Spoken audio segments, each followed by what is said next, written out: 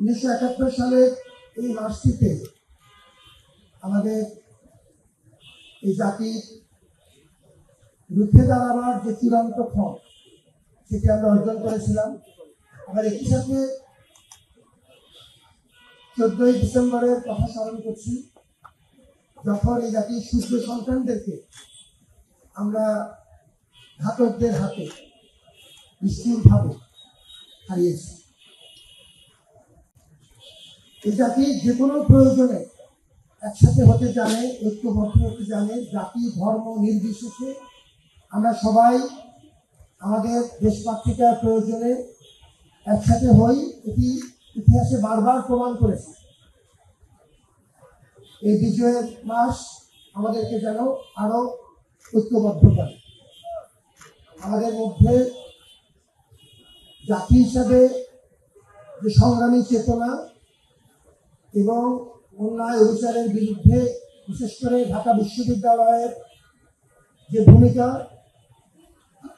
আমরা দেশবাসীকে সাথে নিয়ে আমাদের এই জাতির এই অর্জনকে স্মরণ করছি এবং এই অর্জন যেন আমাদেরকে ভবিষ্যতে আরো ঐক্যবদ্ধ হতে শেখায়, সেটিও আমরা কায়মনোবাক্যে প্রার্থনা করি। আমরা সবসময় আপনাদের সহযোগিতা পেয়েছি। ঢাকা বিশ্ববিদ্যালয়ে বেঁচে থাকে মানুষের মমতায়। আজকে আপনাদেরকে সাথে নিয়ে এই বিজয় র্যালির মাধ্যমে আমরা মাসব্যাপী বিভিন্ন আয়োজন এই বিজয় মাসের জন্য করেছি এবং এটি শুধুমাত্র ঢাকা বিশ্ববিদ্যালয়ের একক কোনো অনুষ্ঠান নয়। আমরা সবসময় জাতির প্রতি কৃতজ্ঞ, যারা বিভিন্ন সময়ে ঢাকা বিশ্ববিদ্যালয়ের ছায়াতলে সমবেত হয়েছেন, আমাদের হাতকে শক্তিশালী করেছেন এবং দেশ এবং জাতির যে কোনো সন্ধিক্ষণে ক্রান্তিকালে আমরা আপনাদেরকে সাথে নিয়ে আমাদের ভূমিকা পালন করবার জন্য সবসময়ের জন্য অঙ্গীকারবদ্ধ। আজকের এই আয়োজনে সাংবাদিকবৃন্দকে ধন্যবাদ জানাই, তারা আমাদের সকল সময়ের সাথী। এই আয়োজনে আমার সহকর্মীরা কঠিন পরিশ্রম করেছে।